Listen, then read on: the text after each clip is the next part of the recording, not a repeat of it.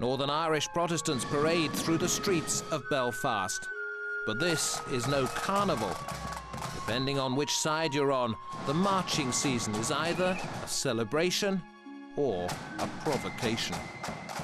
For the marchers, the victory of the Protestant King William over the Irish Catholics in 1690 is at the very core of their conviction that they are, and will always remain, part of the United Kingdom.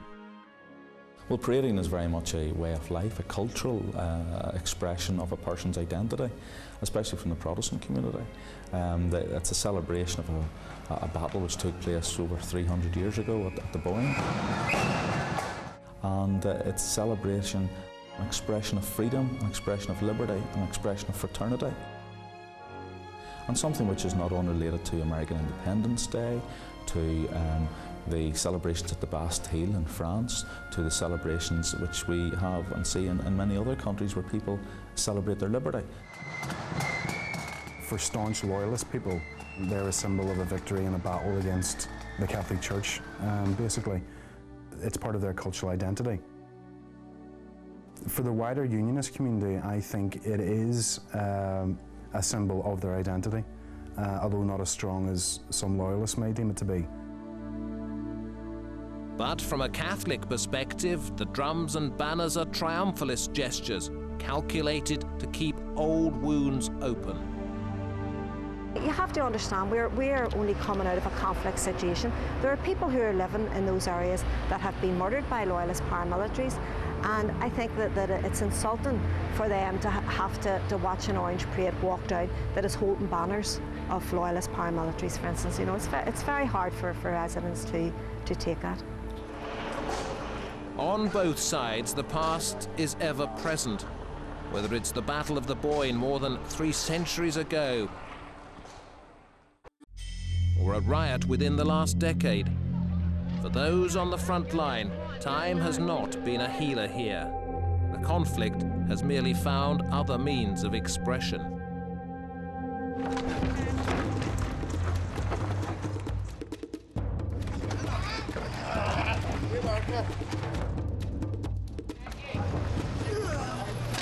Officially, the conflict in Northern Ireland is over. But more than a decade into the peace process, many of the sectarian rituals live on as a means of distinguishing, reinforcing, and boasting.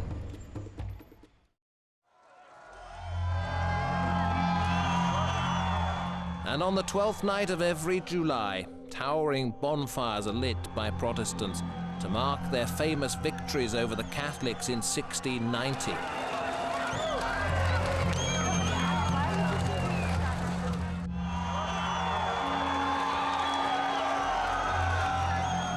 The crowds cheer when the hate symbols, chiefly Irish flags, go up in flames.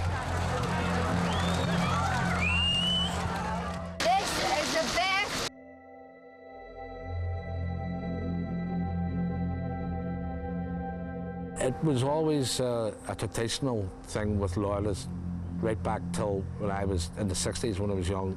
The putting up of flags to mark their territory. And when you're in here, you're in loyalist territory, you know, so there's been always that there. When I was young in the 60s, it was illegal to fly a tricolour. You could be jailed. If you come back here in a couple of weeks' time, you will see visible signs from the church strand with national foreign flags. Any flags in my street are British flags, Northern Ireland flags, Scottish flags, not from a foreign country. Theirs is a foreign country. They fly the tricolour,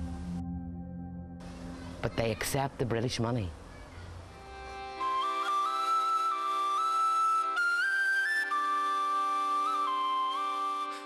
But the symbolism doesn't always take the form of flag waving. Some of the writing on the walls that have divided Northern Ireland have been raised beyond crude propaganda to an art form, with its roots in another country, another conflict.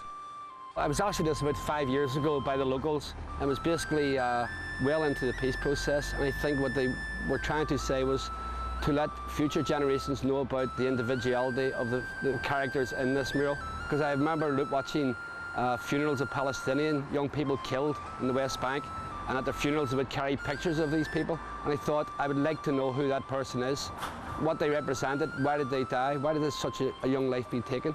And I think it's also transmitted into these type of murals. When people look at these faces, young people, young men, young women, they ask the question, why, what was it about? Danny Devaney, a Republican who honed his talent while serving time in the Maze prison, is now involved in the unlikeliest of artistic collaborations. He's paired up with the son of one of Northern Ireland's best-known Protestant loyalist leaders. The two men, who in the past chronicled the Troubles, each on his own side of the walls, have come together to bring a new message to the city. In a Northern Ireland where separation has generally become more entrenched since the end of hostilities, it's a remarkable act of collaboration and hope.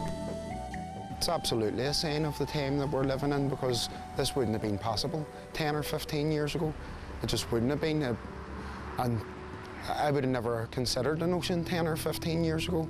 It's only been allowed possible to be made possible through the work that other people have done on the ground.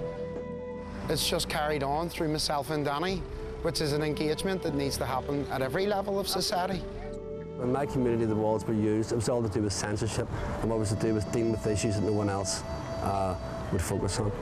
And basically, what the images you've seen on our walls reflected the feeling within our communities. That's all we were doing. We were vehicles for fear or anger or frustration was taking place within our communities. Unfortunately, within my community, the murals were used to highlight different things. They were used to mark territory by groups and organisations through fear generated by the political leadership of the time. I believe that my community missed an opportunity where murals are concerned. Now the two men are determined to use the murals as a force for unity rather than division. Mark and Danny's hope is that their own writings on the wall may dismantle those other walls, the virtual ones that have been erected over the decades. I mean, we met accidentally, but there's so many barriers in front of people holding people back. And if those can be broken down, then my kids, my grandkids can meet up with people from Mark's community and they'll find the same. I think that's a key. And it's once those barriers, once those walls start to fall. Trying to change people's mindsets, because that's where the barriers exist, in the mind, you know. But for both men, optimism and realism are finely balanced. We don't know, but hopefully, even a small part of that, we can add something to it. Yeah, we would hope that we might. We're not. It's worthwhile trying. But it's definitely worth a go. But whatever progress may be made at this individual level, some parts in the communities are still bent on division.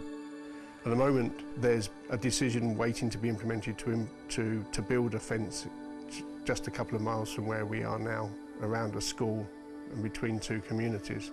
We need to get to a situation where there's no more barriers being built. And not only that, that the idea of building a barrier is considered to be unacceptable. The lesson of Northern Ireland is that dismantling a wall is far harder than erecting it. Walls are indicative not just of division, but of mistrust. In Belfast, the day the walls come down is still a long way off. They wanted this street, and they didn't get it, but they wrecked it in the process. Now, I'm not going to justify anything else. I love my country, I love my culture, and that wall's staying where it is. Amen.